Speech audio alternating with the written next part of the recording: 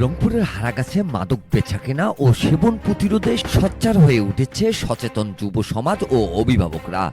মাদক প্রতিরোধে আইন শৃঙ্খলা বাহিনীকে সহযোগিতা করতে এবার মাদক সেবীদের আটক করে পুলিশে সোপর্দ করছে স্থানীয়রা। 21 জুন রবিবার হারাগাছ পৌর শহরের ধুমেরকুটি ভুল্লাটারি এলাকায় স্থানীয় লোকজন এক মাদক সেবী স্কুল ছাত্রকে আটক করে খবর দেয় পুলিশে। খবর পেয়ে হারাগাছ থানার ওসির দিক নির্দেশনায় এসআই মঞ্জুরুল সহ পুলিশের টিম ঘটনাস্থলে পৌঁছে আটক মাদক সেবীকে হেফাজতে নেয়।